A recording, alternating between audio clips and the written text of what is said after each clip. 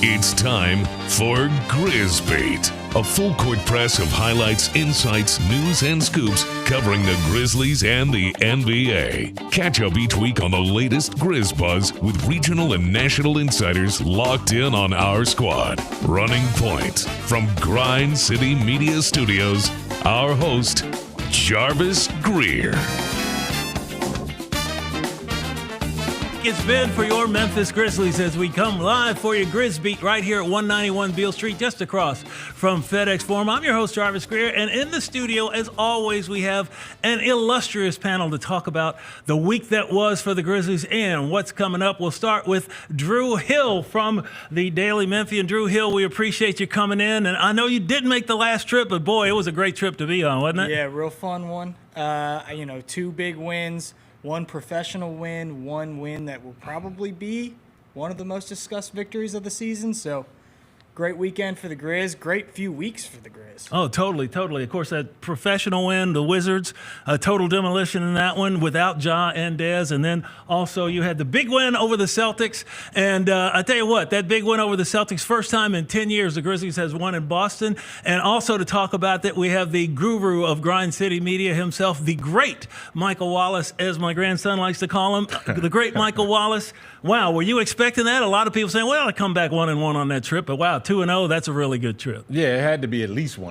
Least 1-1. But to come back 2-0, I just wanted to see them play well and learn from Dallas. Mm-hmm. And they did learn from Dallas. So, I mean, there's, as Drew said, there's the way this team is playing right now, you're sensing something brewing with these guys that they can really, really build on, man. So I'm looking forward to getting into all of it. Well, actually, for me, I'm thinking this is a little bit early for the Grizz to actually start making this run because the last couple of years it has been the end of December, beginning of January, somewhere in there, where they're around 500 and all of a sudden, boom, they take off. But as we've seen this last week, you called it, Drew Hill, a professional win against the Wizards, scoring 140 points without two of your top stars in the lineup. And then that Celtic win, as the great Michael Wallace said, you did not fold under pressure down the stretch when you had to have it, coming away with a big win against the Celtics. Yeah, it was a fantastic just weekend for the Grizzlies.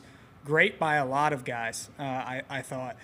In the Wizards game, that had the potential to be sleepy, right? You had the potential for that game going into a long break against a team with a bad record in an atmosphere that wasn't going to be as electric as it was at TD Garden in Boston. And you just took care of business. And then against Boston, I just loved how every time the Celtics threw a shot, the Grizzlies responded. And I thought that was tremendous. Brandon Clark, you see him there. Best game probably of the season for him. Yeah, 18-8 for BC, 9 of 11 from the floor. I had the chance to talk to Brandon last week before the game against Dallas. And Brandon Clark shared, essentially, like last year when he came back, he played those 6 games following the Achilles tear and the surgery. It felt like he got hit by a train when those games ended. Like it was supposed to be this really joyous, happy moment that he was back on the court, but he still didn't feel like Brandon Clark. Yeah. And coming into this year, as typical for players that deal with severe injuries, his knee was bothering him in the same leg as the Achilles. He's using different muscles, that sort of thing. Everybody was asking, has Brandon Clark lost a little bit of pop? I think he's gotten that back the last few weeks, and it's because he's finally feeling healthy. And I think that is a big deal for the Grizzlies. He obviously plays a very big role on this team. There's a human element to him coming into the starting lineup and being able to have this great stretch as well. I think everything is going right for him, and he's finally hit some momentum at the perfect time. Yes.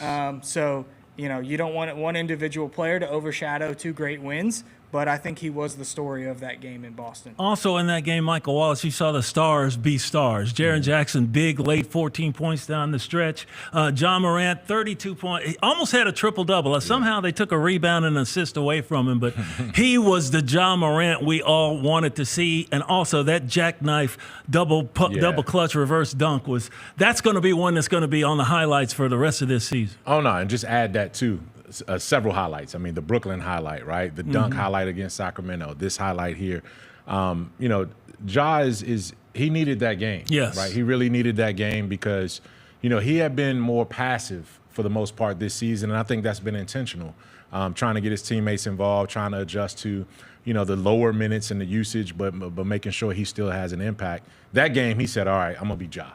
And he did it in a lot of different ways. But even more importantly, he was Ja, and still Jaren was Jaren down the stretch. Shining. And then Dez comes up big as well. And when we talk about what this 9-1 stretch means for the Grizzlies and what we're seeing that's a little bit different, it's Jaren's ability to still be the guy that they ultimately come back to when there's uncertainty. And, that's a beautiful thing. So as you guys, we talked about the Boston win, but the professional win, the maturity win was the Washington one. And to see the bench come out the way they did and perform, to see Santi do what he did, and, obviously John Dez set out of that game, but it was a Scottie Pippen run show from the most part right there. And that bench had 76 points in that game, and that allowed them to move ahead of Golden State as the highest scoring bench in the league right now. So as much of a statement as the Boston win was, this was also a statement because of the maturity and the professionalism that they played with that night. That was the 5th most points scored by the Grizzlies bench in the history of the franchise against Washington. And they've hit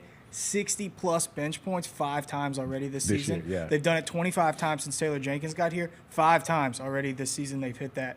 And just one more point to add to you. I think it is a massive development for this team that Jaren is like a true number 1 scoring option now. Right. He's putting up 20 points per game in almost every single game. When Ja doesn't play, you don't turn around and look at, who's going to pick up the scoring? You know who's going to pick up the scoring. It's 13, and he's doing an awesome job this season. And that's one more reason where Here you go, Drew. That's it. The BC That's what bounce. you wrote about right there, that bounce, man. Yeah. I'm sorry, Jarvis. Go ahead, man. I just saw that highlight coming, and I was like, perfect timing. That and the quick alley-oop that he had from the left-handed jaw against the Celtics, where he totally hammered it on top of somebody's head.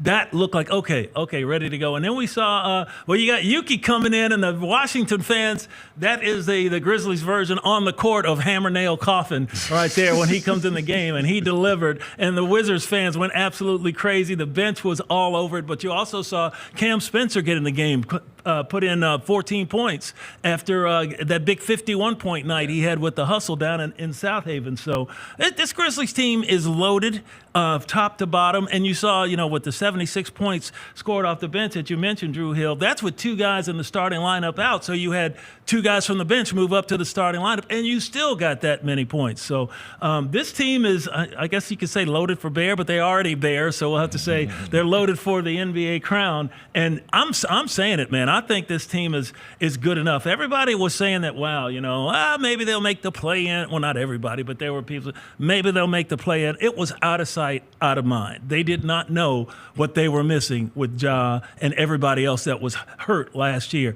They're back now, and they're back ready to do some business, Michael Wallace. No, they are. And, one of the things that you can look at right now is there's proof in the pudding right now. When you look at where the Grizzlies are ranking statistically in the NBA, first in offense, first in scoring right there, 122.1 a game, first in bench scoring, as we talked about, first in points in the paint, which has been the case all season, right. First in blocks, they've been that way for the last month and a half, second in assists, they've been 1 or 2 in assists all season, and rebounding. But the 2 things that jump out to me right there's 2 stats that I look at. I want to get your opinion, too, on which one is the most impressive. But the bench points and the rebounding. Those 2 areas are areas that show that they're doing it with depth, and they're doing it on the defensive end too, because they're not allowing teams to get multiple shots. And if you can rebound and be physical, in addition to this pace that they're playing at, that's a formula for these guys to go as far as they need to get.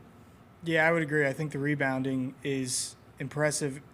Maybe in particular because we didn't think that this was going to be such a dominant rebounding team coming into the season. And they've been missing Vince Williams for a lot of the season. He's one of their best perimeter rebounders. So to be 3rd in rebounding, to me, is super impressive. I can even add a couple more stats. Like, since they started this 9 out of 10 run, they're first in point differential. They are also, one of the teams that is near the top of the league in efficiency so far this season. And, the expectations are soaring right now because of a lot of these statistics. They're also number 1 in 3-point defense since November 20th when they started this fantastic run. I said this somewhere else, but we should set a calendar reminder every single year that when we get to the Get to the to middle of November, December. the start of November, don't worry about the Grizzlies' 3-point defense. It's going to come back around eventually, and they're showing it on this recent stretch. But the rebounding to me is probably the most. One thing under Taylor Jenkins, the Grizzlies have been one of the best defensive teams in the league. They were at the top the year before the injuries. Last year, even with all the injuries, they ended up 12th as rated defense in the league. So that says something about the philosophy of the team. And the numbers, Michael Wallace, you were talking about there, I'm also impressed with the rebounding because they were last in the league in rebounding this year, jumped up to third. And you're doing this, okay, Jaren's supposed to be not that much of a rebounder. You haven't had Zach Edey for that much, but he was starting to come along as a rebounder. He'll be back. You know, you will get Vince Williams back at some point. And you remember last year, however it fits in the rotation, G.G. Jackson turned out to be a pretty good rebounder because he's a 6'9" guy on the wing, a live wire out there who can get to the glass, get some putbacks, and also get some good defensive rebounds. So you got to talk about Santi, too. If you're on gonna talk Santi about Aldama, rebounding, yes. I mean, he's really elevated his game. Then the guards, like getting back Ja and Dez, they rebound above their position, too. Yeah, so what about Santi, Guru? We talked earlier about this is a year for him where he's got to show, right? This is a contract year for Santi Aldama. And, you know, I had joked about, you know, taking him to Chelsea and Breedlove, sticking him out. Well, guess what? He came back alive, you know, and he actually brought a few folks with him. So I'm feeling pretty good about what I've seen. Some of the moves that he made, he seems freer now to actually not just go out there on the wing and shoot threes, but also put the ball on the floor and get to the rack and be a little bit physical in there when he goes in. I think what impressed me about Santi early on was, you know, the fact that Taylor was honest with him in training camp and said, you know, this has to be your year, right? Like I don't sign the contracts. I'm a coach, but this is a business year for you, and you have to come in here with the mindset that I'm going to take full advantage of everything I got. And fortunately for him, he was able to get those early opportunities because Jaren had the hamstring issue during training camp and preseason. He got the starts early in the season to show that he did improve. And now he trusts that, hey, I'm going to get minutes regardless if I'm coming off the bench or starting. And the fact that that second unit kind of, embraces him and what he's able to do, he could take a lead role on that second unit. And we're seeing him on multiple occasions be right there for double-doubles, knock down. He's shooting crazy numbers from three-point range these last 2 weeks. Yeah. And then just for him to be able to round out his game, I mean, Santi is one of those guys where you say, okay, he's the X factor for this team. You pretty much know what you're going to get from the main three. Who's that next guy you're going to need to get something for? And consistently it's been Santi. And don't forget, he actually had a couple of blocks in there and played really good defense when you didn't think that, okay, he's not going to be physical enough or strong enough to stand in there. He stood in there and actually stood up, got some big boards, got some block shot. You know, you don't just drive at Santi now and think you're going to score. He's done a tremendous job so far this season. I think the shooting is that's a big thing for him because the percentages didn't always align with maybe the way that the shot looked. Every time Santi shoots it, you expect that the ball's going to go in. But those numbers are coming up at a rapid pace, and he's been a big reason why the Grizzlies are shooting almost 4% better from three-point range over these last 2 weeks in this winning stretch than they did to start the season. So he deserves a ton of credit, I think, for the way that this team is playing right now. Before we move on to the next topic, I just wanted to bring up a little bit. Okay, they rested Dez and Ja in the game against the Wizards, and they got the professional win, as you said, scoring almost a record 140 points in there. Do you see that going forward now in back-to-backs that if they do play teams that, we're kind of expecting Memphis to win, that they will rest a star or two going forward? Michael Wallace, what do you think? I love the fact that I've seen Jaren in back-to-backs, right? That's number one. Dez came up with a little bit of a toe, issue. right? Yeah, toe. So I kind of figured go all out against Boston, and then, you kind of figured that Dez and maybe Marcus was going to sit out for Washington. Marcus played. Ja sat out. So, I think they'll be opportunistic with it. I think we'll start to see what these guys are dealing with as we approach the injury report on back-to-backs. So you'll know, okay, if they play this one, this is what they'll probably – but this team wants to continue playing, though. And, I don't see guys that are looking for reasons not to play. And, as long as they're playing like this, man, everybody wants in. So I guess it's going to be a case-by-case. But we don't have that scenario for the next couple of weeks because they got 2 games over a stretch of, 12 days because of this break. Well, they were able to use everybody. Even John Conchar, who hadn't played lately, had a little bit of an injury and was kind of out of the rotation while he got in against the Wizards and got a big steal and doing Conchar things, just doing jitty things. 6+ rebounds? He had a good rebound game in that 1 through 15, they have guys that can play. Yeah. 1 through 15, there's not a lot of teams across the league that can say They that. got a lot of dudes out there that can get some things done, and that's been really good for Memphis. The record is 17-8, 18-8. Looking forward to you're getting up there where you're starting to say so many games over 500, and now you look at the rest of the league and say, okay, what are you guys doing? What are you guys doing? We're already there. And that's one thing you hope that the Grizz can keep that pace going. Somebody that really does a really good job of keeping the pace going in arena is BLJ. You know what I'm talking about. You hear his voice on the loudspeakers at FedEx Forum. He's doing all the halftime and all the in-arena promotions and everything. Well, he's got one promotion that we just started here on GrizzBeat. And CJ, have you got something to say? Can you get us into BLJ? Well, get to damn D then. Yes, I can. It's time for the Sonic Mailbag Question of the Week. Remember, your question gets selected. We will read it off on air, and you will receive a $5 gift card to Sonic where you can get anything you want from Sonic. My personal favorite, the chili cheese coney. My second favorite, the mozzarella sticks. My third favorite, the cheddar hot peppers. There's so many good items at Sonic. Here's your question. Kenny Lee, thank you very much for the question. You win this week. The question: should Marcus Smart be put back in the starting lineup now that he's playing well and Jaylen Wells moved back to the bench? What say you, panel? Woo! All right, well, I'm blown away by the enthusiasm by CJ behind the glass. CJ is our producer. He's on the ones and twos, scratching and hitting the buttons right to make sure everything comes up. But should Marcus Smart be put back in the lineup? That is the question of the week. You want me to take it first? Yes, I'll take it first. Take it first. He tossed it to you. Take it first. He tossed it to me, so I'm going to run with it, since I'm the point. Yeah, okay, so I'm going to say no. I'm going to say Jaylen Wells is doing the job. Marcus Smart has looked good coming off the bench. He is a veteran that knows how to accept his role.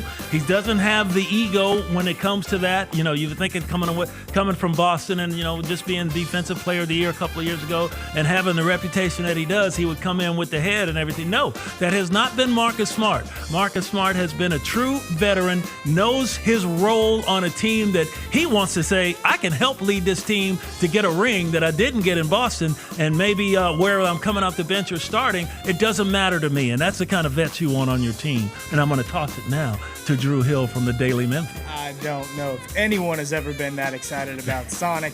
I like the Buffalo Chicken Bites. The Sonic Blasts are exquisite. It's not often that I get to sit up here and promote a business that is near and dear to my heart the way that Sonic is, Drew. Yeah, your heart muscle. It. Yeah, let's hope so that everything works out. But that's great, man, because you got the hype in there coming from CJ. You got to bring that fire right now. Bring it. I think that Jaylen Wells should continue to start. Marcus Smart should come off the bench. Above all, Marcus Smart is an energizer. That's what he is. And I think that to have that in your back pocket if you're Taylor Jenkins is a benefit for you. Now, we could argue all day whether or not Marcus Smart should be coming off the bench based on his level of talent. And he hasn't come off the bench for 3 straight years in his career prior to this. So he's certainly deserving of being a starter in this league. I just think that it's a weapon to be able to have him come off the bench. And I think Taylor Jenkins wants to hold on to that. He's figured that out. We've also seen Marcus Smart have some up and downs this year.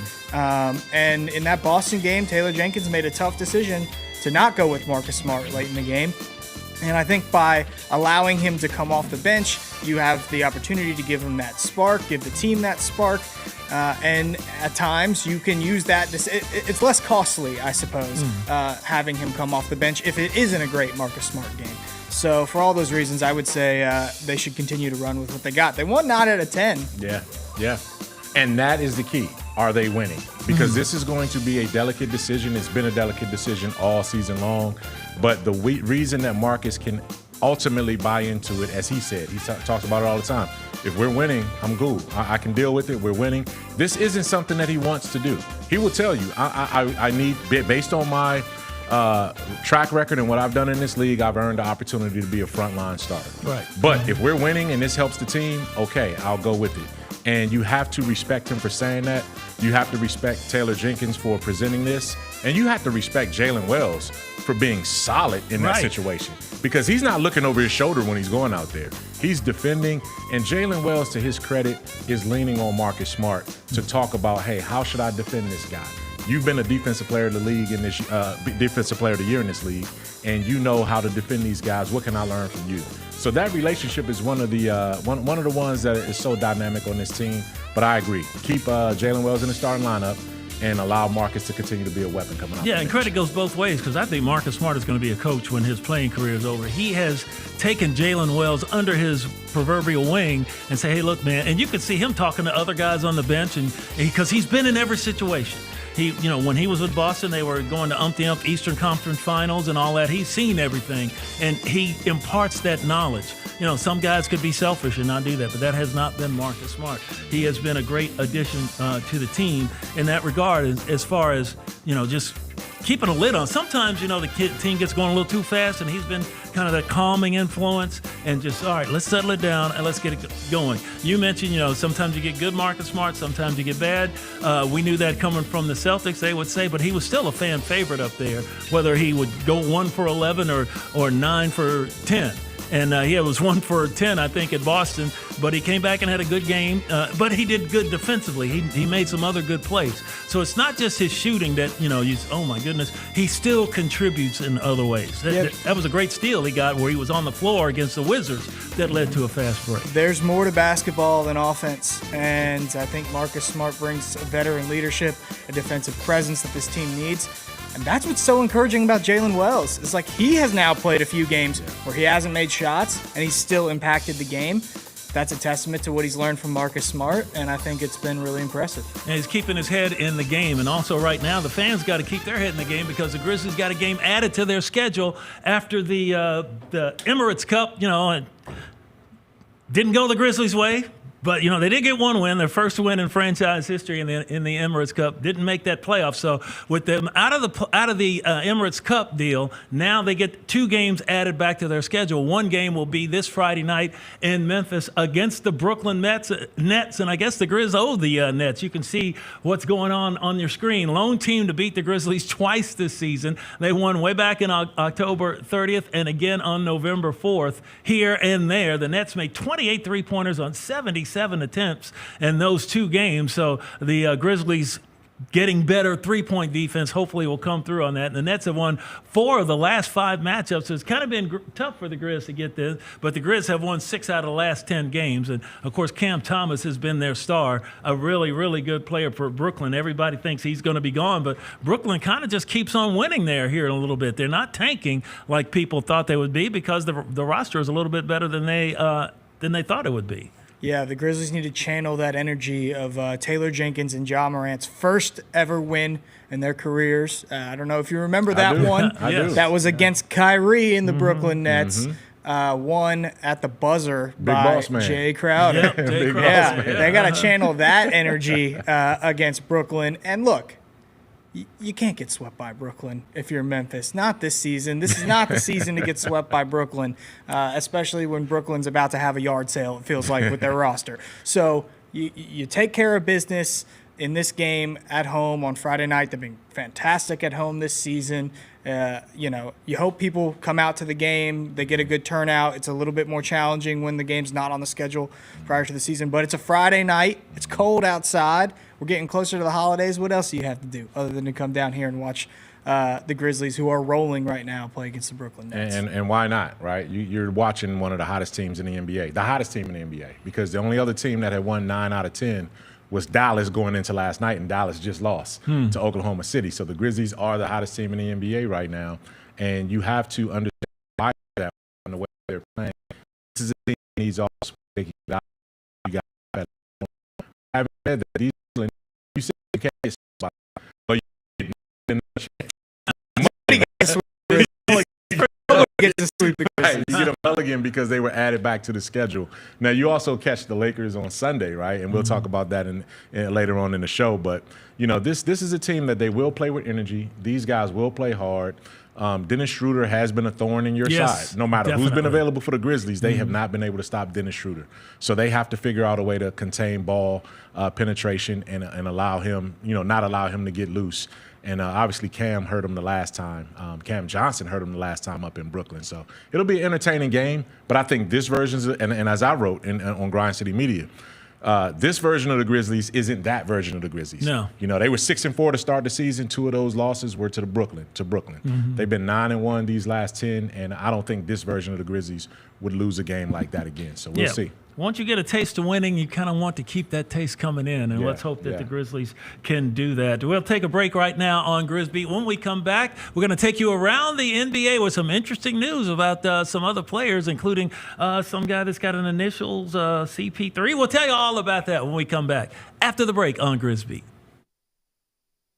Get the squad together for this year's Junior Grizzlies 3-on-3 tournament, presented by 2K at the Built Ford Tough practice facility inside FedEx Forum. On Saturday, January 4th, teams will compete in 3 games before advancing to single elimination play. Overall winners from the 10 and under, 12 and under, and 14 and under divisions will win Grizzlies tickets, including exclusive access to the pregame team shoot-around before the Grizz take on the Pelicans January 24th. Sign up today at hoopitup.com/Grizzlies. Let's face it, there's a lot of trash talk in basketball, but the great teams let their performance do the talking. Like Ford F-150 with Pro Power on board, a class-exclusive industry-first feature that turns your truck into a mobile generator and leaves the competition speechless. Ford F-150, official truck of the Grizzlies. Greatness starts here at your Mid-South Ford dealer. Class is full-size pickups under 8,500 pounds, GVWR. When it's all on the line, you turn to the strong, the stable, the unwavering, to those with a history of raising their performance to meet the moment. It's true in basketball. It's true in banking. Grizzlies checking from Pinnacle. Play hard, bank easy. Open a Grizzlies checking account with at least $100 and a recurring direct deposit by August 31st, and you could receive a $200 direct deposit bonus into your account. Details at grizzliesbanking.com. Member FDIC. Thanks for showing up, Memphis. Nothing beats catching your Grizzlies IRL, and nobody knows that better than you. So next time you want to hit up a game, Ticketmaster's got your back with tickets to every upcoming matchup. Whether you're catching the Grizzlies at home or on the road, you'll find tickets at Ticketmaster, the official ticket marketplace of the Memphis Grizzlies and the NBA. Keep putting that jersey collection to use and get Grizzlies tickets today. There's no better brag than saying you saw it live. See you courtside again soon, Memphis.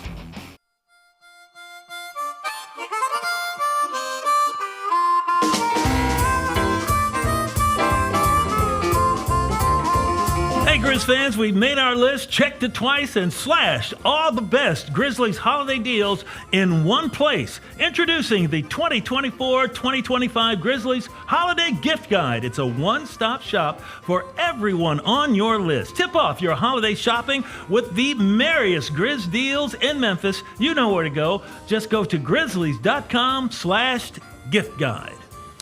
Hey, the Memphis Grizzlies are also top 5 in the NBA in transition scoring. And as we transition to the biggest storylines in the NBA this past week, we want to start with CP3. Chris Paul moved into second place all-time in career assists, and the NBA put together a nice little preview package to sort of chronicle his career. No greater pass than the alley-oop. City in full effect. Chris Paul again. The lob. Again. Oh, what a monster jam. Anyone who plays with Chris Paul, he's the best lob passer I've ever seen. CP, who's the best playmaker in basketball. I think that's a very important relationship with the big man, especially the pick and roll. My second year, that's when I got Tyson Chandler. And we started doing all those lobs. We was like practicing those lobs where he act like he coming to set a screen and then he just take off to the rim. Thrown into Lob City. Chris Paul, being the elite maestro that he is, time and time again, rewards the big guy for the work he's doing, setting screens and diving to the rim. Easiest job is for me is to pass the ball. Another one, another alley-oop from Paul. Alley-oop, oh my goodness! Chris Paul with the basketball. Delivers it in an easy spot to score? Absolutely, the best. He's the best at putting it it right on the money. Chris Paul is a magician with the basketball. Another assist for one of the great passers in the history of this sport. Now, we're acknowledging Chris Paul. The league is acknowledging Chris Paul, and rightfully so. But he's still a mile behind John Stockton, who has 15,806 career assists throughout his career. I don't know if Chris Paul will, I'll say it. He won't catch John Stockton. John Stockton's it probably way up there in won't the happen. stratosphere. But having said that, how should we remember Chris Paul? I think he's a certified Hall of Famer, but he's played for so many different teams. What's your quintessential Chris Paul memory that you'll take away from his career, Jarvis? Quintessential Chris Paul hate, basically, from when it's time with the Clippers. You know, and it's good sports hate. You know, I know John Roser, who is here at Grind City Media, actually got on, I think, one of the late night shows with a hate for Chris Paul. But it's the way that he plays the game. You know, I'm 5'11", and he's not as tall as me. Now, he's a thick son of a gun. He's solid. But to go in there as a little guy and be able to, not long arms, you know, not blessed with some superb athletic talent like John Morant, but he comes through with just making plays. He makes basketball plays. And I think for Grizz fans, yeah, they'll definitely remember him with his time at the Clippers, throwing lobs to Blake Griffin and DeAndre Jordan and that crew, and just the great hate series that was between the two teams. But you respect Chris Paul for what he was been able to do from his time at Wake Forest through now the NBA. And, you know, that all those assists that he has racked up, you know, that's just not, you know, and those have been on winning teams. Mm-hmm. He contributes. We talked earlier about, you know, some of the plays, you know, that Marcus Smart makes contributes to winning. Chris Paul, just about everywhere he's gone, he has contributed to their winning. Yeah, Drew, when you think about Chris Paul, where does he rank in the pantheon of point guards all time? You put me on the spot That's here. a good one. I don't That's know what we exactly do. where That's he what would we do. rank in the pantheon of point guards all time. He'll definitely go down as one of the best passers in NBA history. And I think of him as a competitor, a guy that knows how to get under the other team's skin a little bit, but also a class act. And I think the one thing we can't lose sight of when we talk about Chris Paul and his career is just what he's meant for the game, because his youth camps and you know, we've seen so many of these guys come up and talk about going to CP3 camp and training with, you know, the and he people shows up around at him them and too. his It's team. just not And his name. guys from John Morant to Gigi Jackson, those are guys that all talked about Chris Paul camps. And I know that Morants have gotten the chance to meet Paul. And like I think Chris Paul will be recognized as one of the best passers of all time. Unfortunately, maybe one of the better players to win a championship. And somebody that left a great mark on the game in part because of what he's done for the youth of the game. And I think that go, you know, we should not let that go over our heads when we talk about Chris Paul and his legacy. No question about it. That resume extends far beyond the number of assists. When I think about Chris Paul, I think about how he's done off the court. Yeah, he came to a franchise in New Orleans at the time when they were dealing with Hurricane Katrina. Their superstar. Right. At that point, he got basketball fans back involved in a region where they were going through a lot of things. It was early in his career. He was 2-3 years into his career. And then you take a step forward, and by the time he got to L.A., he was dealing with, obviously, the Donald Sterling controversy with the Clippers. Took over leadership in the Players Association at a time when, you know, the COVID hit and the bubble down in Orlando, so he was involved in that. And the group played through that. And then just, you know, all of these things kind of add up, and it goes in his resume to show that he's one of the most professional, impactful players that he's ever had. So kudos to Chris Paul on that. Let me ask you this question. Why do you think he's been on so many different teams? Because I thought when he was in New Orleans, he was there to stay, but then he was for the AD, and then AD leaves to go to L.A. Yeah. So Chris Paul is going to be on the way to his next team. He's been in several teams. He's all done well. You know, why hasn't he been just anchored down? Is it because of the situation where the teams need something else and they move him? Has he been the catalyst? Go ahead, Drew. I was going to say, I think he has traits that every team needs. Once, right. That's Like, number one. He's One by all those. Every team needs leadership. Every team needs a point guard that can distribute the ball. And so if the team he's currently playing on isn't one of the most competitive teams in the league, you know, you would expect that a team that's a competitor is going to want a player like that. Yeah. He always buys it too. Like he buys in. You know what you're getting. You're getting a coach on the floor. You're getting someone who's going to impact your community. You're getting someone who's going to be a Hall of Famer. So any team needs that kind of direction. calls on him. He's been with 5 or 6 different teams, and each time they've been winning. Look at what one of his best jobs might be right now in San Antonio. He's leading and teaching. He's leading and teaching. They don't have Coach Pop. That's right. Yeah, add another controversy to what Chris Paul is directing someone through. So they don't have Coach Pop dealing with that. They're young, and then they're trying to mature around Victor Wembanyama, and this team is probably going to make the playoffs if they keep playing. Oh, yeah, they're yeah, so they definitely impact everywhere he's gone. And you talk about impact, $765 million definitely make an impact. No NBA player made that amount.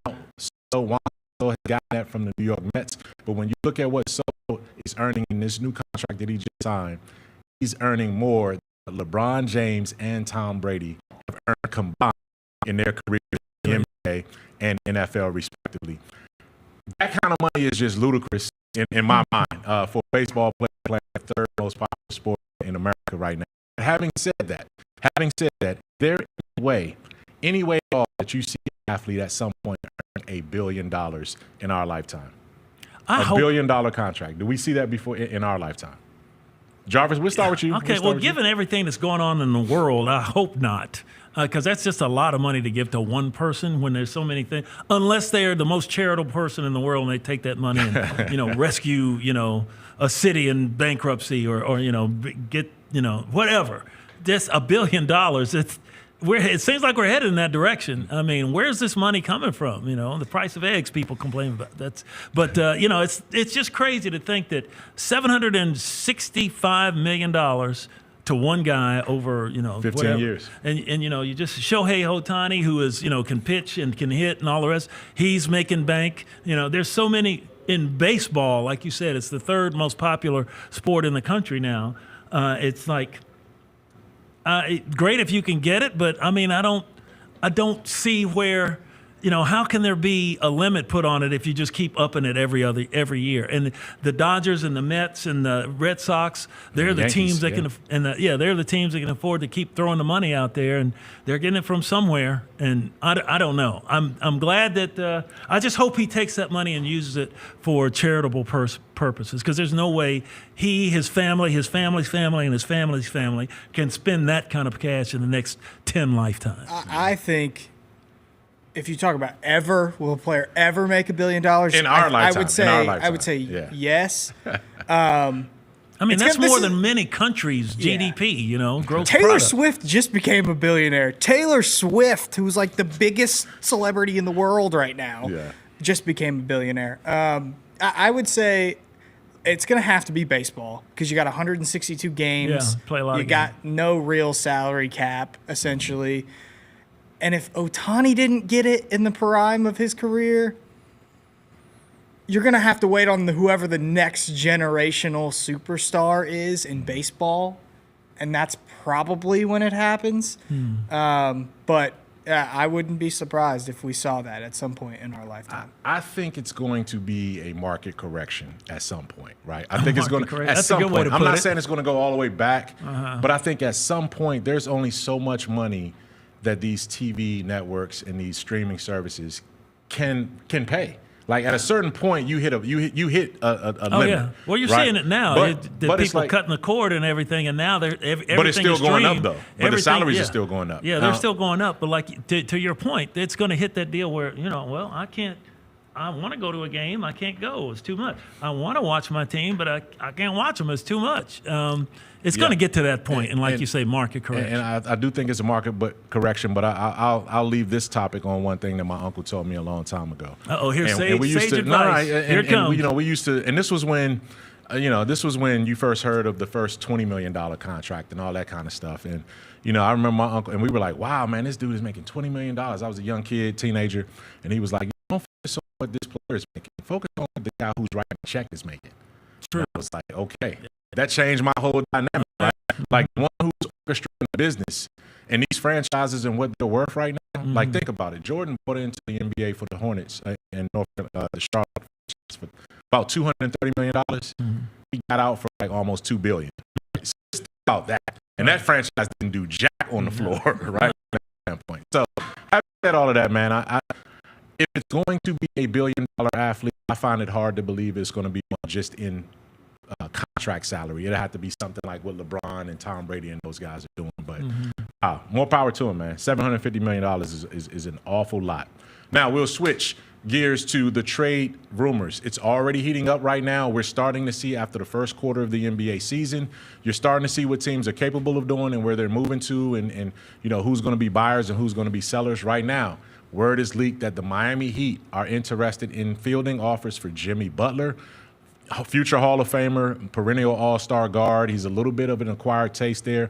And in addition to that, a team that we'll see on Friday here in Memphis, it could be a wholesale situation for the Brooklyn Nets with all of their athletes, the Johnsons, both Cams, Dennis Schroeder, and everyone else on their roster could be up for talks right there. So when you think about those two teams and the NBA trade deadline that's coming in February, if you're looking at these two teams in particular, is there anyone on the Heat? Would you look at Jimmy Butler, or would you rather look at what the Nets are offering right now? I look at Jimmy Butler because he's a proven commodity to me, and just the way he plays and how his demeanor on the court, and that he has been on several teams now, so he can play with people. He's not a distraction. He doesn't do anything that shouldn't be done, and he came up the hard way. I think, was he a free agent, or he was way back down in the draft when he came into the league? He was 30th overall. Yeah, 30th. Okay, he was 30th overall, and so he Yeah. came up the hard way, and he understands what basketball is, and I think that Heat culture is where he honed his skills. Really came on. I'm looking at nothing against the Johnson, the Cams in Brooklyn. I mean, a lot of people are talking about, the Grizzlies should go after one of the Cams and bring him here and, give up, Grizzlies got a lot of assets. We'll have to see how that goes, but I think it's Jimmy Butler, in my opinion. What do you think? From a Grizzlies perspective, I think you've got to think about roster duplication to some degree. And Cam Johnson, to me, is a player that's not too much of that, if that makes sense. He's 6'8", he can play defense, he plays on the wing, and the Grizzlies don't have a ton of that. They've got more undersized guys on the wing. It's just hard. It's hard to project out right now because you don't know what Vince is going to look like when he comes back. If there's anything about Vince, we've seen it in great stretches from him, but we haven't seen it at the highest level yet. We haven't seen it in the playoffs yet. That's not Vince's fault. It's just the way that this is shaken out. So I think if the Grizzlies are going to make a move, it would make more sense to go for a player that adds size that you don't have on the wing, and that would be the type of guy that they could potentially look at. But it's a little early right now. It feels like we're still a couple months away. I think we're getting a lot of these rumors right now because the G League Showcase is coming up, and a lot of the GMs are starting to talk. And I think December 15th is an important date. Yes, contract date. Date. So that's why a lot of the stuff is coming out right now. But it feels a little early, and the Grizzlies are rolling, so you don't want to go too deep into the trade rabbit hole just yet. But I think if they were to add a piece, that's the type of piece that they would be potentially interested in. If I could say something real quick, just strictly from a Grizzlies perspective, the Grizzlies don't really know what they are yet because they haven't had everybody play together yet. The biggest trade could be the guy that you already got on your roster coming in at the deadline because, we still haven't seen Gigi Jackson. You talk about a guy with size on the wing. That's a guy with size on the wing that has unlimited athletic talent. Can he, channel it and play within the team structure that they've got, right? They haven't even played together yet. So, you just don't know. So that makes good sense. And I probably should have directed the question a little bit better because not necessarily would either one of those trade possibilities work for the Grizzlies, but just in the league overall. Like who's going to command the most attention between, a Jimmy Butler deal or what the Nets have to offer. To me, I saw this Jimmy Butler thing not ending well in Miami a year and a half ago, right? And I caught some heat from some old, people down in Miami that I used to be down there with about, bringing something to light that the Heat usually like to keep behind closed doors. But Jimmy Butler is, as hard as he works and as hard as he plays, he's such a different kind of spirit than what Pat Riley and the button-up Miami Heat want to be. You deal with it because he can produce. Right. You know what I mean? Jimmy Butler going to Jimmy Butler on the court. But he's going to go sideways on you in some ways, and that can hurt your franchise. But having said that, the Nets are in a unique situation because if you keep that team together, they can mess around and get in the play-in. Yeah, they could. And then you losing all your potential trade assets and all of that kind of thing. But I think there will be more rumors to come. There's some teams that are struggling right now that weren't supposed to be struggling, and there's some teams that are playing really, really well that you didn't see coming. So I'm looking forward to what this trade deadline is going to bring for the NBA and across the board. Last but not least, before we take a break, my weekly GrizzBeat Power Poll, yes, I'm going to take the smoke for it, so I'm going to put my name on it. Okay. And I'm going to ask these guys to give me their thoughts on it. But right now, Cleveland continues to do what it needs to do to stay at the top right now. Boston is taking a little bit of a slide. They lost to the Grizzlies, but there's no shame in that. They stay at number 2. The Thunder got a big win last night over Dallas to advance to Las Vegas in the NBA Cup. Mavericks are right there, 8-2, 9-2 in their last 11. The Grizzlies are 9-1 in their last 10. Rockets are the surprise team in the league. The Knicks are turning the corner.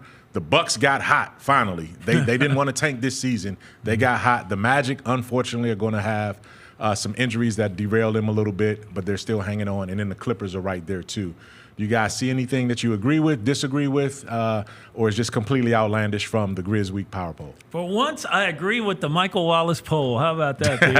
The NBA Power Rankings on GrizzBeat, sponsored by the guru himself, Michael Wallace. The Cavs, there's nothing else you can say about them. Celtics, even though the Grizzlies beat them, they're still playing among the best basketball in the league, and they've earned their spot. Thunder got the big win over the Mavericks, and the Mavs over the Grizz. I'd have to go with that because the Mavericks did beat the Grizzlies in their first meeting down in Dallas. The Rockets, when are they ever going to be the Rockets that we thought they were going to be? That's the one thing that still everybody's scratching their head about. The Knicks have a good team. We're still trying to figure out how the big trade is going to work out with them going forward. And I'm glad to see Milwaukee playing better because, it's like they got too many people on that team to not be. And Giannis has just been going absolutely crazy in a couple of games. Yeah. Tough luck for the Magic with Banchero out, but they're 17-10. You can't sneeze at that. Wagner just went down. Oh, yeah, Franz Wagner. Yeah, that's right. One of the brothers. I have trouble telling those two apart. And then the Clippers, getting over their injuries, they're trying to get something going. But, no, that's a good poll to me. What do you think? I like the rankings. I might move the Grizzlies up one spot. I think if you look at efficiency differential, which is a stat created by Cleaning the Glass, it's an analytics website, they essentially take your expected points per 100 possessions offensively minus your expected points per 100 possessions defensively. And like the Cavaliers and the Grizzlies are neck and neck. I think the Grizzlies honestly should be ahead of the Mavericks at this point, so I might have a little bit of a I might switch those two. I know they did. I know they did. That's the only reason I put it. You can't erase the first 3 quarters of that game because the end of the game went. You don't erase it. You include it. Yeah. And you include that plus the fourth quarter. I understand. Listen, I'm a believer. The other one is, and I texted this to somebody, and so I was pulling it back up. I think the Rockets are fair to be there right now. I just still wonder how real that is. Yeah. I was looking through the Rockets' schedule last night. They beat Memphis early in the season. That was a different Memphis team back then. Yeah. Split games against the Spurs. They beat the Knicks while the Knicks hadn't found their stride. They beat the Wizards, Pistons, Clippers 3 times, Bulls, Blazers, and then they have 2 overtime wins against Philadelphia and Minnesota. They did beat the Thunder. That was an impressive win. Yes. But the Thunder were on the last game of their road trip, and so that was like one of those tough games for the Thunder to get up for. They deserve to be in that spot right now. I don't think you're going to have them in that spot in the next few weeks. It's the Dylan Brooks effect. Dylan has taken over the team down there, and they're following his lead. And it's always fun, man. It's always fun to see how the jockeying, because every week somebody's surging, somebody's falling backwards. The NBA has been fun to watch through the first 8 weeks of the season. So, when we come back, we'll see what the NBA and their highlight machine has in store for the Memphis Grizzlies when we get back to GrizzBeat. Grizzlies are just having fun out there tonight. Morant around a screen, bumped by Wagner. No look to Smart, lays it up on the window and in, and it is all Grizz.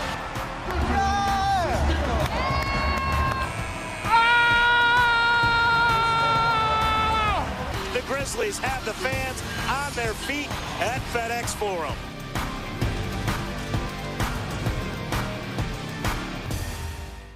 Hoop Step on the Grizzlies' home court at Junior Grizzlies Game Day Clinics presented by Ortho South.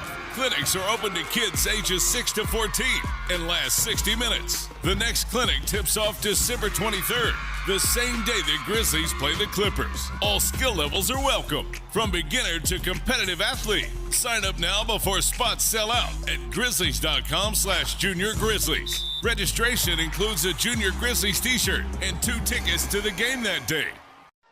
There's no substitute for experience, the knowledge gained from having been there before, and the passion to share what you know to make everyone around you better. It's true in basketball. It's true in banking. Grizzlies Checking from Pinnacle. Play hard. Bank easy. Open a Grizzlies checking account with at least $100 and a recurring direct deposit by August 31st, and you could receive a $200 direct deposit bonus into your account. Details at grizzliesbanking.com. Member FDIC. There was a tweet from NBA G League that Cam Spencer was, quote, unconscious. Cam Spencer had 51 points on 75% shooting. The Grizzlies front office ability to find talent late in the draft continues to be a massive positive for this team. Tune in to the Jessica Benson Show with CJ Hurt live every weekday at 8 a.m. on YouTube at Grind City Media and the official Grind City Media app.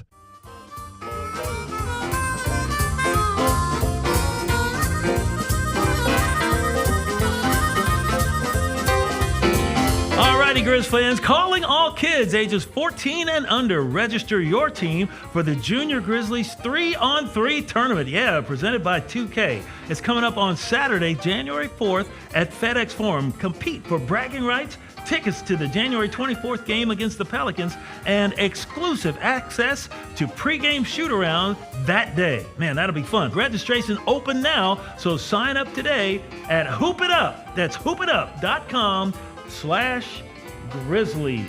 All righty, yeah, that'll be a lot of fun. Come down and watch the kids get after it in the 3-on-3 tournament. And coming up right now on GrizzBeat, we're going to talk about the week ahead for games for your Grizzlies. Of course, coming up Friday night. Now, this is the game added to the schedule because the Grizz aren't in the Emirates Cup playoffs. They're going to take on the Brooklyn Nets one more time. Hopefully the third time's a charm. That'll be here at FedEx Forum on Friday night. Then it's the second game added to the schedule is at the Los Angeles Lakers on Sunday. That's an 8:30 p.m. tip. And then back home, you'll get to see Steph Curry and the Golden State Warriors. They'll be here in Memphis on December 19th, 7 o'clock, right here at FedEx Forum. This looks like it could be a good week for the Grizzlies. You got the Nets who are, the Nets are up and down. They haven't tanked yet, but the Grizzlies, they owe them one big time, right? Absolutely. They owe them two big time, actually. Hey, man, it's hard to ask for a better week. I mean, you don't have a ton of games in there, but 3 games with intrigue. You've got the Nets, obviously, given the history this season.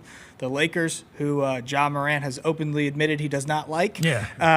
And then the Golden State Warriors, which is a tough matchup for this Memphis team given their depth. Brandon Clark, we talked about him earlier. He told me before that Dallas game, we've got to beat good teams and we've got to beat teams that are bad matchups for us. That's what's left to prove this season. They did it against Boston. Go do it against Golden State. I think that would be that'd be another momentous win if they could pull that one off. Great point, man. Great point. Like you said, beat good teams and teams that have been bad matchups. You're right. That's the next step. And Brandon Clark is astute for seeing it that way. Uh-oh. What are we doing here, CJ? I gotta get the remote. Oh, okay. All right. I thought CJ coming out. I thought he was looking for a Sonic. I thought he was going to bring a cake or do something, man. He had a when Sonic CJ's burger lurking, you got to get ready for him. But I look at that schedule and I say, okay, these are some teams that you're probably going to see postseason, especially the Lakers or Golden State, and you got to start beating these teams in ways that you feel confident about. The Lakers still seems like a bit of a struggle for the Grizzlies, even though they beat them here. They didn't have Anthony Davis in that game, and then the Lakers took care of business in L.A. Now you got to go back and do it again. Golden State. That game got away from the Grizzlies. They always have one more gear. And that was an Emirates Cup game, too. The Grizzlies just can't get to when they face Golden State for whatever reason. The Draymond thing, you can't avoid. You got to avoid those distractions. But this is going to be a good stretch right here, a good attention-grabbing stretch for the Grizzlies over these 3 games, and I'm looking forward to every single one of them. Well, the game against Brooklyn, okay, Dennis Schroeder, he's on the hit list. He's the main one you got to take out because he is absolutely, and in the 2 previous games, just basically done the Grizzlies in from the guard spot. When you play the Lakers out in Los Angeles, the Grizzlies won't have Zach Edey. I don't believe he will be back yet. And he played in the first game here and looked really good, the game here in Memphis, and then looked good out in L.A., but, L.A. kind of Anthony Davis took him outside the three-point line, and that was tough for him. And then, you're closing out against a team that everybody loves and everybody wants to beat. Everybody around the world loves Steph Curry and Golden State, but everybody here in Memphis wants to beat Steph Curry and Golden State. Yeah. And so it's the 2 best benches in the league going after it here in Memphis. We'll see which one comes out. But if Ja comes out playing like Ja did in that Boston Celtic game, and if he comes out that like on all 3 of these games here, this could be another great week for the Grizzlies. They're going to be motivated against Golden State. Draymond can't just say what he wants to say, and without the Grizzlies at least wanting him to have to hear the noise back, that's the game to me of the 3 that I'm circling the most. I'm really looking forward to that game here at FedEx Forum, and they can pull off a win. Really looking forward to what they have to say about it afterwards. After that, yes, for sure. It'll be really good, but you got to get that Brooklyn win, man, because they beat you twice already. You don't want to have 3 hung on you by a Brooklyn team. All right, now the NBA has come up with something really good for the Memphis Grizzlies, because has this team been exciting lately or what? They've made a little video that we'd like to. They tweeted out some of the Grizzlies' top plays, and you can take a look at it right now. Morant off the bounce, 360 spin and the finish. He did not do that. 360 spin and a finish for Morant. Watch this, partner. Just watch. Poetry in motion is what they call that. Morant trying to feed it. Ball to the floor. Ja from the seat of his pants. Lob for Aldama. Holy cow, you gotta be kidding me. Look at this hustle. He's waiting. He's waiting for the right pass. Morant against Reddish. Pippen drives. Aldama.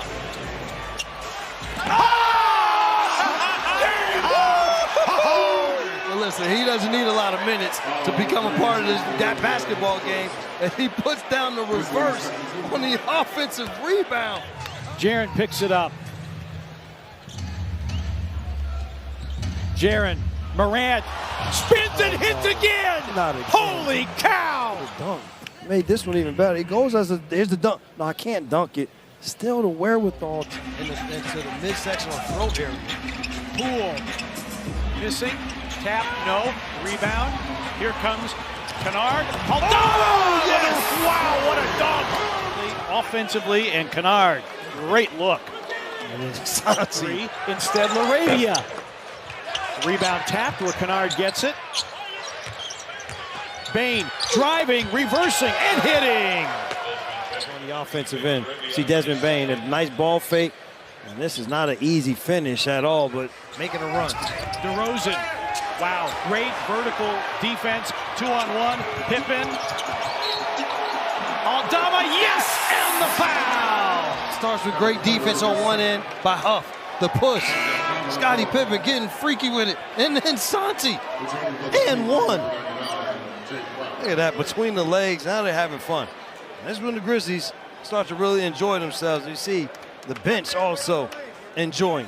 Aldama, Morant behind the back. Bane steps back. Morant, ball fake. Oh my God! Oh, wow! Millions of people watch. Millions and millions are going to watch this also. No, Edey the rebound. Kennard, lob, Aldama! Look at Luke! Cool hand Luke, and it's not for 3. Look at this assist here, partner. Nice little look away, and Aldama, he's loving the lob. Look at Santi throwing them down. Of course, that highlight, that jackknife dunk against the Celtics, that will be one of the highlight plays of the year from the NBA. And we always have highlight guests here in studio here at GrizzBeat. Of course, we got Drew Hill from the Daily Memphian. Drew, we thank you for coming down. What's your next trip? Atlanta. I'll be on the road at Atlanta when the Grizzlies. That was one of the previous scheduled games. It's hard to get the travel on the tight turnarounds here, but I'll be in Atlanta for that one. And then I'll be in the house here all through the holidays, man. Looking forward. When you go to Atlanta, look for the Grizz jerseys and the Ja jerseys you'll see. My wife and I went on a Grizz trip last year, Atlanta, New Orleans. There were Grizz jerseys everywhere in every crowd. So that'd be a great story. Not just for you. there, man. You see them in New York, you see them in Philly, you see them in Indiana. This is becoming a very popular team. So yeah, they're gonna have great. the Drew Hill Grizz jersey. It's gonna be the Vancouver one. Mike, the guru, R&B group, not me. The guru of Grind City Media, Michael Wallace. As always, we thank you for being here. He is the man that is responsible for getting me here, and I tip my cap to you, sir, and I thank you as always. And you got, are you going to be doing some of the games this week? Oh, yeah, for sure, man. And Drew and I both have really, really fantastic pieces up right now. Check out his piece at the Daily Memphian on Brandon Clark. We talked about that at the beginning of the show. And I did a piece chronicling what the Grizzlies have done over this 9-1 stretch as they get ready for Friday's game. So check out both of those pieces. And I'm turning back over to Jarvis to get us out of here until next week. Yeah, till next week, man. Remember, Brooklyn on Friday. It's a 7 o'clock tip right here at FedEx Forum. You want to see your Memphis Grizzlies get that first win against the Brooklyn Nets. It's going to be exciting. It's going to be great. Be there. Want your face in the place. That's it for this week's edition of GrizzBeat. We'll see you next Wednesday at 2 o'clock. Adios, amigos. That's game. Thanks for running with us for another episode of GrizzBeat. Join us each Wednesday at Grind City Media for all the latest insight and analysis on the Grizzlies.